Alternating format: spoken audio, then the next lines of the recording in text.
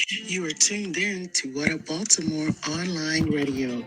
Please note that the views and opinions expressed are of the host and not of Lady J Media. Thank you and enjoy the show.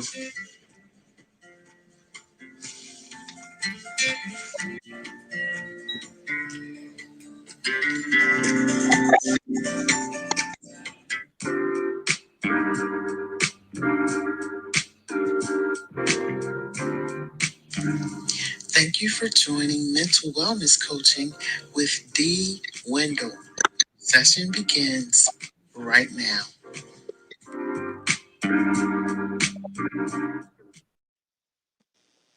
Good afternoon, one and all. Welcome, welcome. We are excited to be here. Today is an exciting day. It is indeed a special day. It is a day that has never been experienced or seen on this earth. What a wonderful gift to be allowed to be a part of it. A couple of things I'd like to share with you. One, I want to thank you so much for those that uh, made a donation to support the radio program through Cash App, which I'm going to share with you again. It's $1 1 heart 1 mind 522, and at PayPal is Donnie Smith or at One Mind One Heart. I thank you so much for your support. That's number one logistically. Uh, Secondly, I invite you to call in and ask questions or make comments about what we're talking about in the course of a day or the course of this 1 hour. I am contemplating doing some other things in the near future, something sort of like a red table top talk. We'll see how that goes. That's just a thought. Um, Thirdly, make sure you listen to this video program of Lady J Media. She has some exciting programming going on. And one of their programs is a conversation with Joy. I know there are others, but I want to tell you that conversation with Joy. Joy is if I said she was an up and coming Oprah, I would be doing her a disservice. She is an up and coming Joy. So I think it's called Conversations with Joy. That's that's thirdly and finally. Before we begin today, I have a heavy heart. My brother, my blood brother, passed this past Sunday. He had not been ill. He had a heart attack. He had a heart attack, and he checked out. Um, it's sad, and what I've been struggling with um, since Sunday, since this past Sunday, has been, you know, you have to come face to face with your own mortality. We all have an expiration date. Um, so my word to you is make every day count, not materially. And I say it over and over again. You can live in such a way that every day is an exciting day for you. Not that pie in the sky floating from cloud, like the Temptations used to sing years ago. I'm doing fine on cloud nine. Not that. We don't want you on cloud nine. Anyway, um, we are going to. He's going to go to his final resting place on Monday. We will be in North Carolina, the great state of North Carolina. And when we were growing up, being from Virginia, we used to call it North Kakalaki. But anyway, I'm dating myself. Um, that's that. And just remember my family in prayer. If there remains just my sister and I out of four siblings, it's just my sister and I. So just be prayerful that we are taking our own, my own word to you. Live every day. At the end of the day, make sure you have no regrets. Um, what would you if you knew? And this is not our conversation today. Our conversation today, just to let you know, is about self sabotage. Self sabotage. Um, but the question I'm posing is if you knew, if you knew this would be the last time you spoke to or saw someone you love, the last time you would speak to this stranger on the street, what would you say or do? Would you want your last words be to that person some curse words? Would you want your last words to be, "Oh, I hate you. I hate what you do. I hate the ground you walk on." All of that negative, non-life giving stuff. And I say non-life giving because if you're the person that's left, you're the one that's going to have to be left with living with that. Spend your time saying, "I love you. I care for you. I appreciate you." Out of the course of your day, take some time and actually listen to each other. Listen. Listen to what that sister, that brother, that mother, that cousin, that aunt, that uncle, that niece, that nephew, that neighbor has to say. Listen. Listen. Don't listen with anticipation of when you're going to jump into the conversation and add your piece. Listen to hear them. We all have a story. We all have a story to tell. We all do. So just again, listen. Listen with intent. Listen with hope and promise. I had an uncle to tell me years ago when I was a little boy, 6, 7 years old, maybe younger. He said, "Treat every person you meet with respect, not based on their outer shell, not based on if they have on Louis Vuitton or the latest clothing or whatever. Just treat them with respect, dignity of being a human being. And that way you treat them may make all the difference in their day and in their life." Thank you. Okay, this morning, as I said, this afternoon, we're talking about self sabotage. Self sabotage. And let's get a definition of self um, sabotage. When you when you consciously or subconsciously work against the things you want, is called self sabotage. When you consciously, and we're going to give a few examples of this, when you consciously or subconsciously work against yourself for the very things you say you want. I can't remember who said it, but someone said that as human beings, we work to our highest level of competence, and then we find a way to for it to be disrupted. We find a way. Uh, it's almost like wanting to get caught. But let's go on a little bit. Don't forget, if you have questions, send it in. My telephone number is on the screen for your questions. My email is there. You're welcome to email me, and we can enter into a conversation. We can do one-on-one coaching. Now, let me clarify what what mental wellness coaching is. We coach, we teach how to handle stress factors and personal hardships or challenges. It is not therapy. Therapy, therapy I found because I had over 30 years of being a therapist, mental health therapist.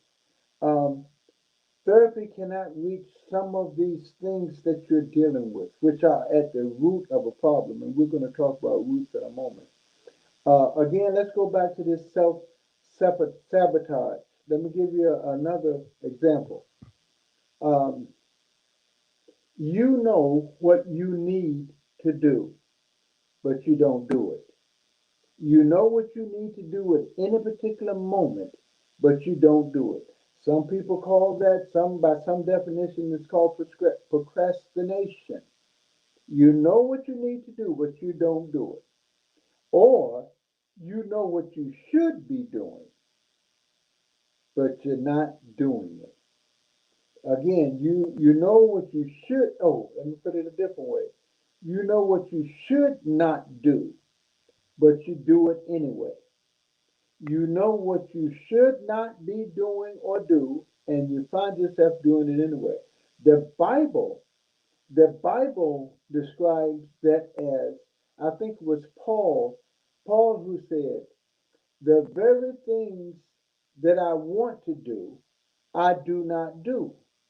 But the very thing that I don't want to do, I find myself doing. And he asked the question, who can release me from this body of death? Who can release me from this habit, this thing that I formed in my mind that draws me to it? Um, it is it. Most of these things are formed. Most of these thoughts, as I said before, are formed in childhood. It's some aspect of childhood that brings this on, and I'm going to unpack that a little bit more later. Um, when you do, for example, for example, you might know it's best to eat a healthy diet.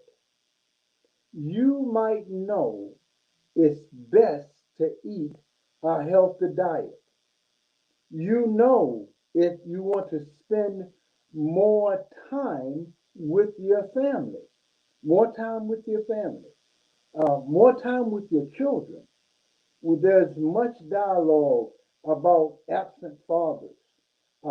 I'm not talking about people being married or living together, but because you are a father, what prevents you from going by?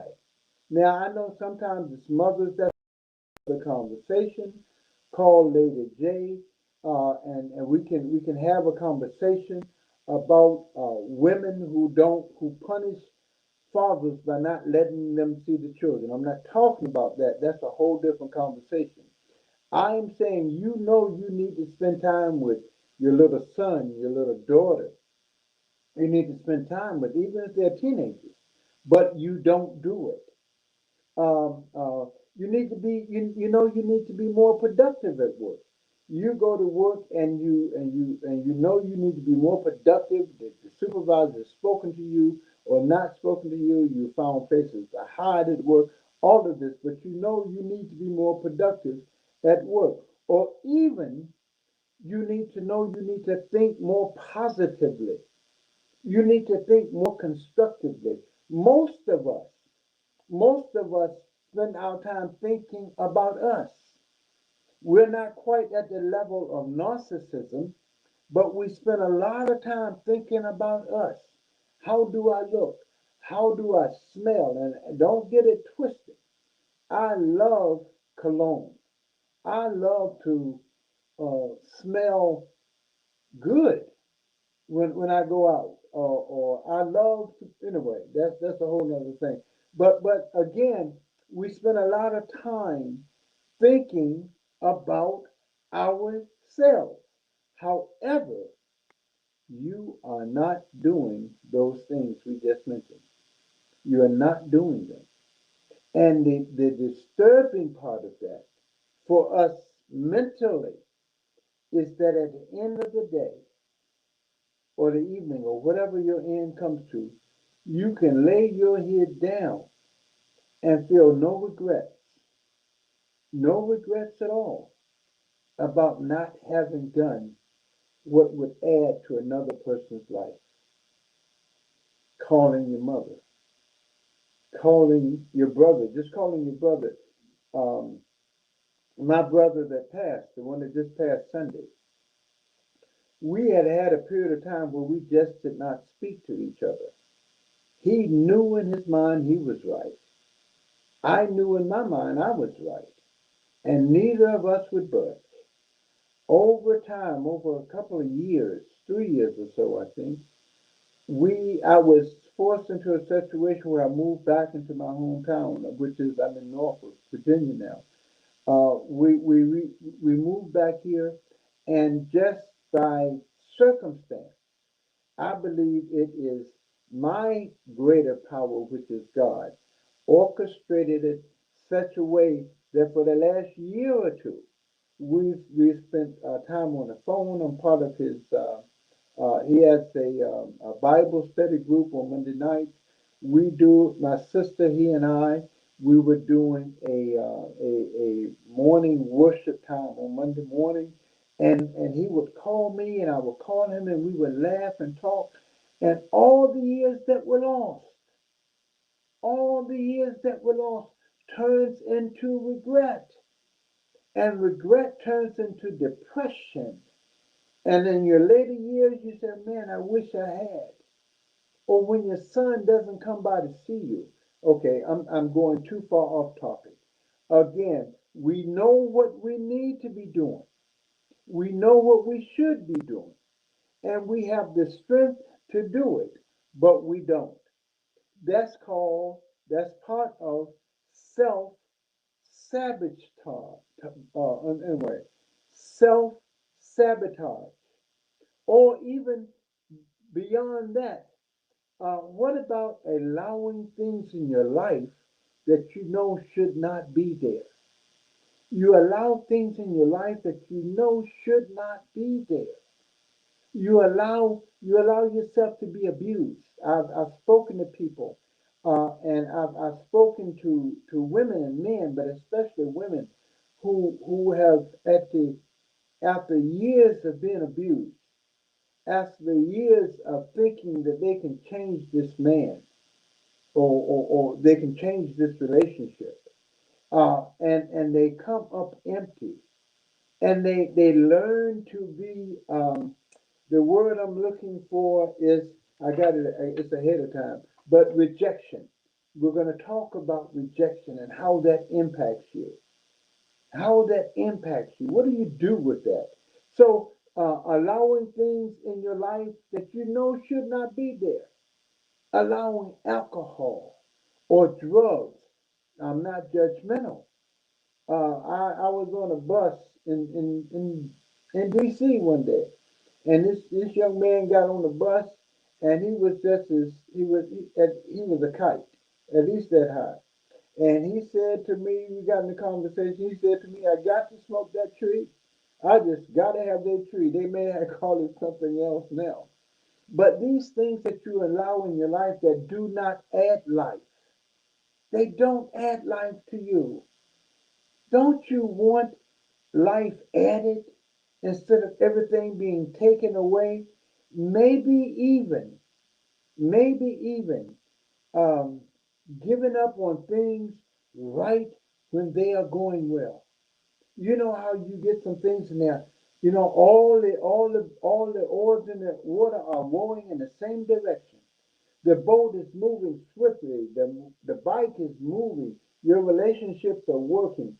And you cannot handle all that goodness that's going on.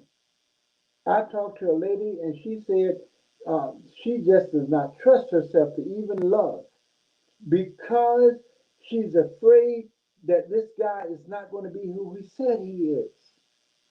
She's not going to give me what he promised to give me. I'm going to go into that a little bit later.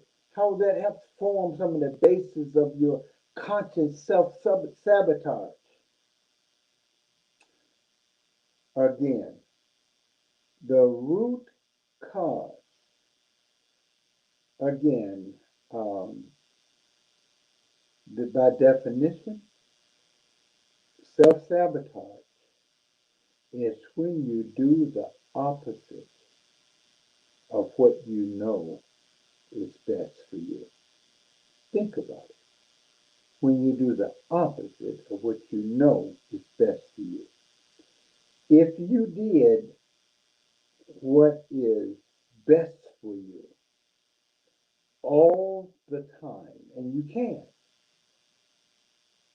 even if you did what's best for you 50% of the time, what difference would it make in your life? What difference would it make in your life? And I am talking about having a better life. This marvelous day that we're experiencing today, the sun shining. One time, and I was an older, mature individual, I was in California visiting. I was out in California visiting, South California visiting for a wedding. And I go outside one day outside of the home, my cousin's home we was living or staying at for the wedding. And I look up and there's a hummingbird. Simple, simple thing, simple hummingbird getting nectar out of this flower. And he appeared to be flying still in midair. And we know his wings were flapping at hundreds of thousands of times per minute. I I stopped and I appreciated that. That was a beautiful thing that added to my life that day. That very moment. Commercial says, there's a commercial out, been out for years, says that the best part of waking up is Folgers in my cup. Nope, it's not Folgers in your cup. The best part of waking up is that power I call God, that I refer to as God, that power that allows you, that energizes you enough to appreciate the simple things, a breeze, a gentle breeze, the ability to be able to eat and chew. Uh, anyway, I digress to a certain degree. Um, we're going on with self sabotage. The root cause of self sabotage is psychological attachments. The root cause of self sabotage is psychological attachment. Let's look at this concept of roots. When you have a weed, when you see a weed growing in your yard, in the ground, or wherever you are, when you see a weed, weed, a weed growing, and you want to rid yourself or your yard of that weed, because that weed is not attractive in your yard, it's not adding to your life. It's really a burden. I say it's a burden because weeds weeds just not attractive. They sap off the strength and the water and everything from the plant. Should you grab that weed by the top and pull it, that weed will grow back. That weed will grow back.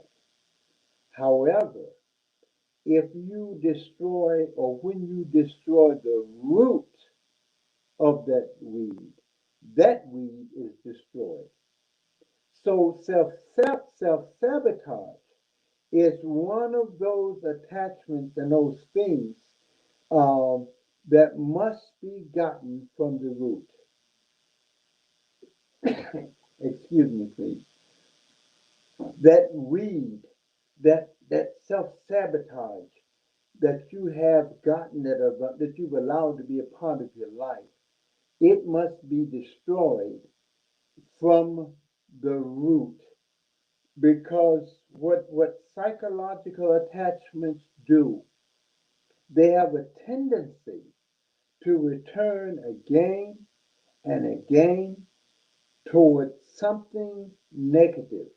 What they do, this psychological attachment, it directs your action and pulls you toward the negative. Because you've been doing it for so long, you don't even know why you're doing it.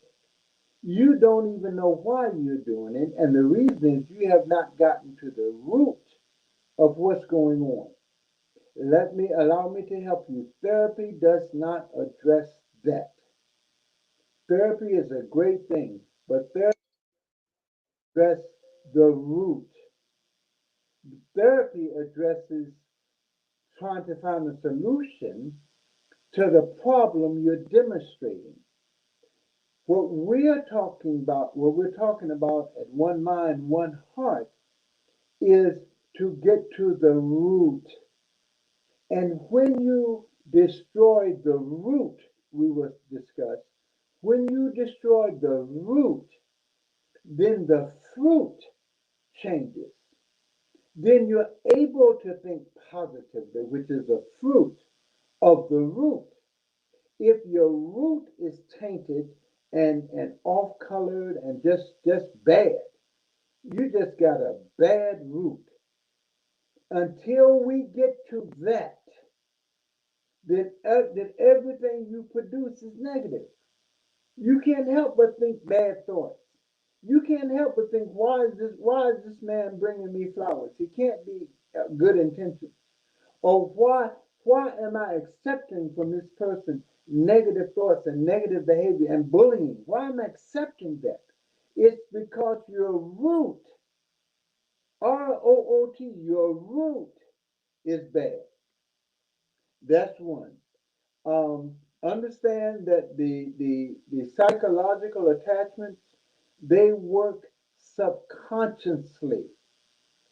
And because of the attachment, we find ourselves moving toward the storm. In other words, instead of moving away from what could possibly be I'm sorry, I looked away.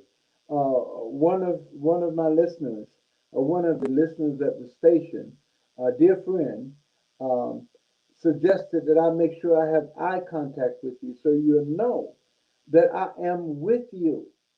I am with you. I'm telling you and sharing with you things that I have experienced and am experiencing on a daily basis.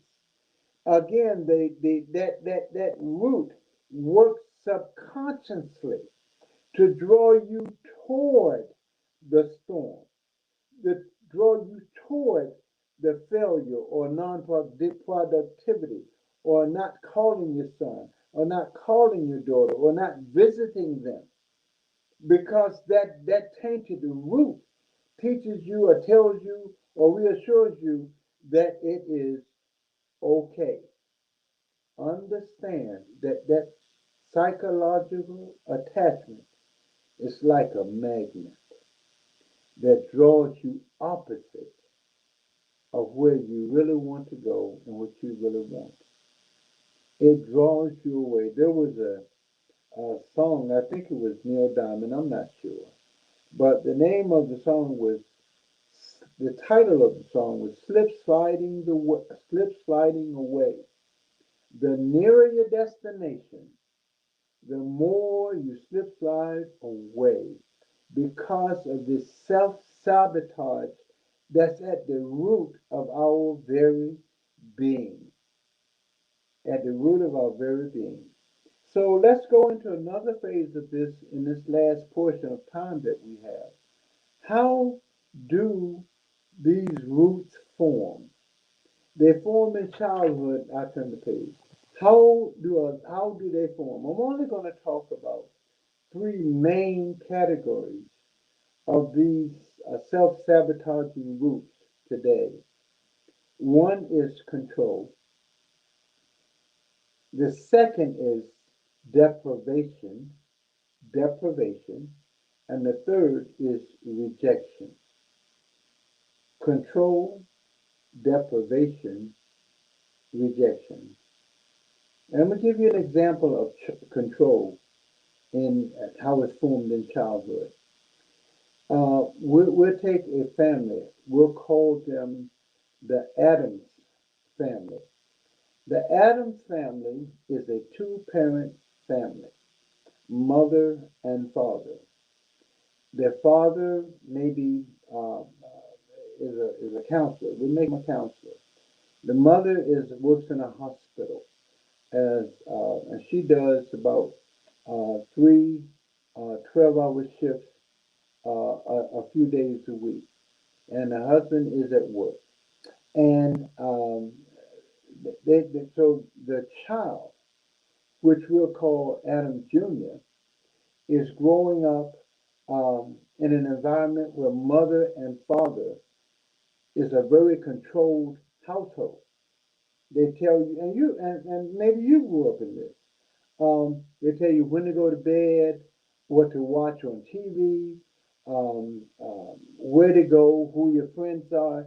When I was growing up, we had to be in before dark with dad, and later on, he extended that time to when the street lights come on, we have to be in the house, which was generally around dusk or a little after.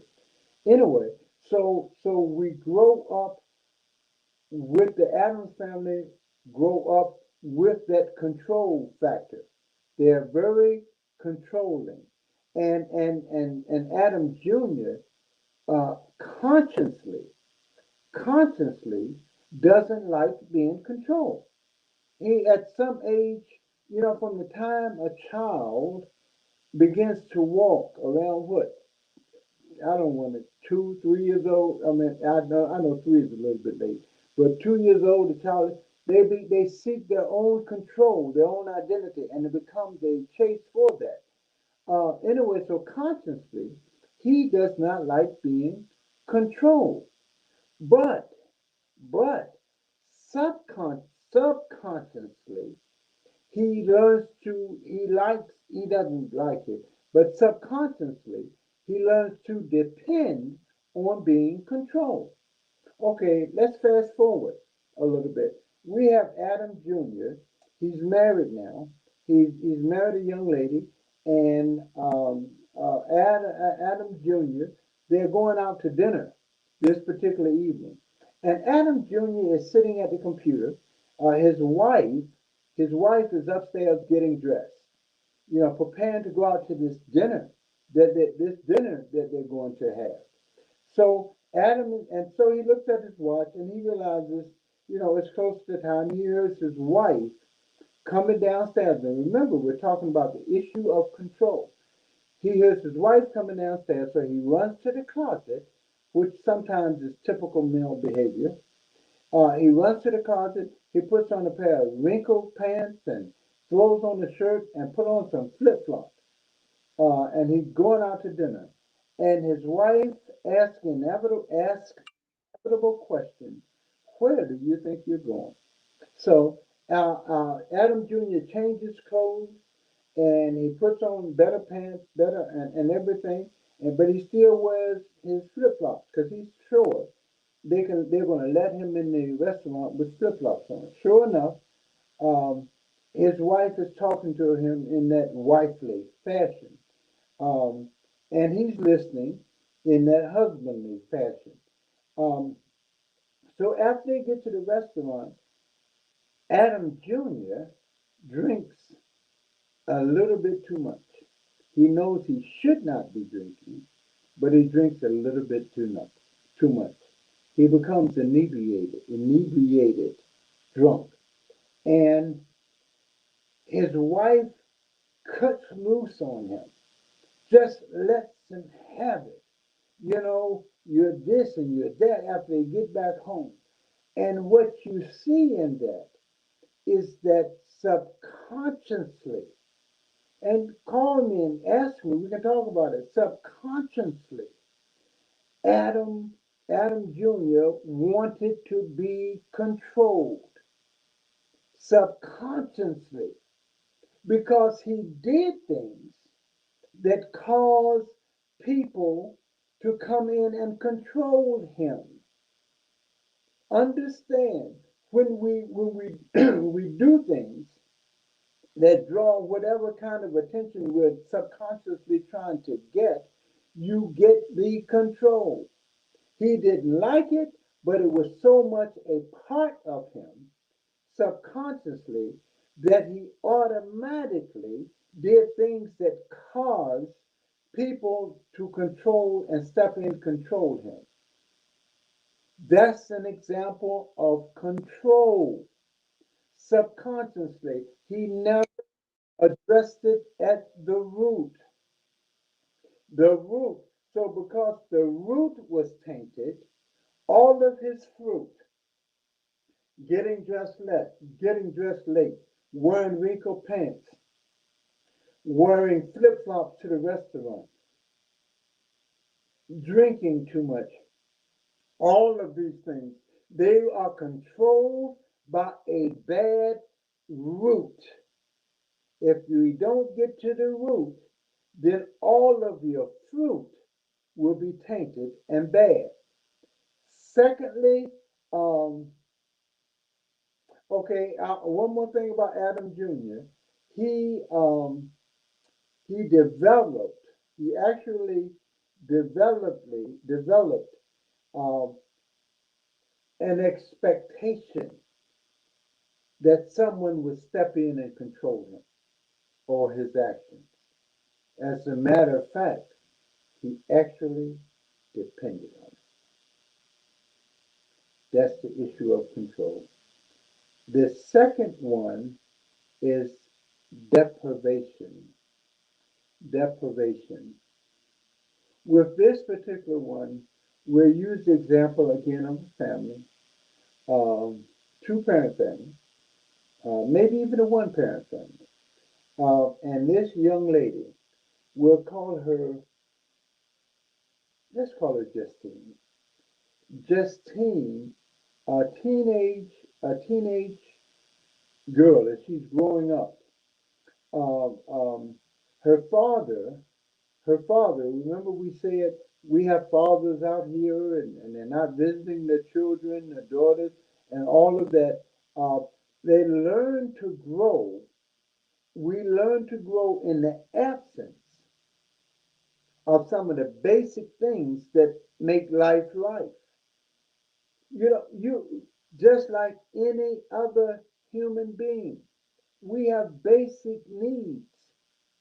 The need to be touched, the need to be loved, the need to be talked to, the need, all of these things are basic human needs. When our basis is not there, then we grow from a tainted foundation. So we're coming back to Justine. So over the years, she didn't get that affirmation. She didn't get that touch because her parents had to work. And let me help you understand. You're never too busy to have time, to take time to say, I love you. You're never too busy to take time and say, well, how did your day go? What was school like today? The young people today, because of social media, I guess, I don't know. I don't know. But I don't know that there's a lot of physical interaction. Anyway, we're talking about deprivation. So over the years, this team grows and develops, and she gets married one day too. She gets married one day, and the dude, the young man that she married, she thinks that he checks off all the boxes. He does everything he's supposed to do. Send her flowers, bring her flowers, all of that. Is a very attentive. But as life will have it, um, understand something. And I remember I said, as life would have it, you have to control life. Don't let life control you. Don't be bantered. Don't be like a pinball. You don't know what a pinball is, maybe. We used to have pinball machines where you shoot the ball up into this machine and you tried to keep and you bantered the pinball, you bantered the little ball around and accumulated points. Anyway, don't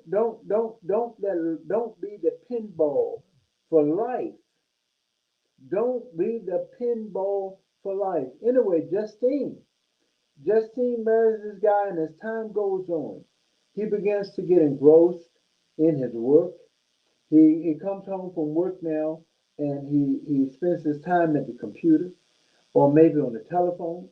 Mother is spending her time maybe taking care of the children, doing what she does at the end of the day, all of that. And Justine learns to live without these things. So Justine, remember, I've said before, when you lack something, mentally or physically, when you lack it, your body is going to find a way to get it. And Justine's way of getting expression for her non unmet needs, unmet feelings, unmet inhibition, all of that, inhibition. Justine decided to eat. She found comfort in food. Justine, she found comfort in food, and there's an outcome to that. Your body will express itself. It's going to grow a little bit at the edges, as it were. Um, so she got larger and larger, and everything just went out the window. Everything. She she found comfort. She found comfort in not getting what she was her needs, not getting her needs met. She began to think and say, "I don't deserve it anyway. I don't deserve to be treated well.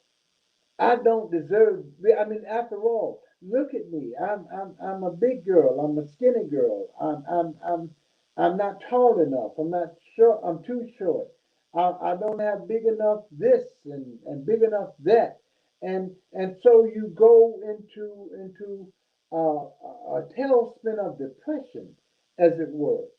There was a song out years ago, I think it was War, and the title of the song was Slipping into Darkness. Slipping into darkness, which is deprivation.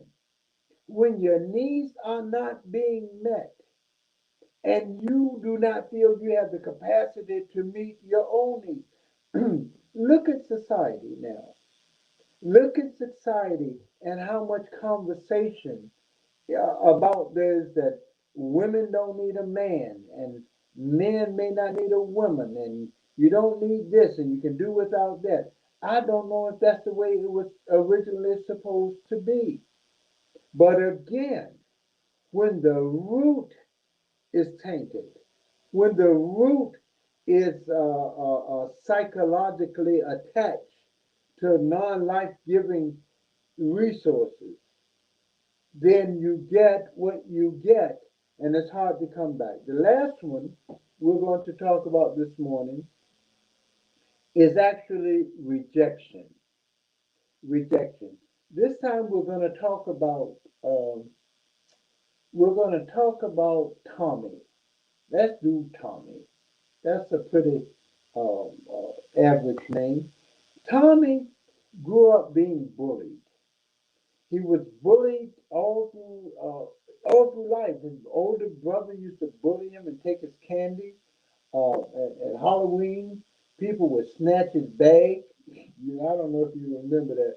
A friend of mine was talking about when we would go out trick or treating years ago, not giving any credence to what Halloween meant. We were just going to get the candy.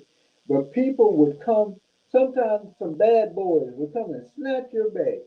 Just snatch your whole bag. You got it anyway. Surely, surely, I digress.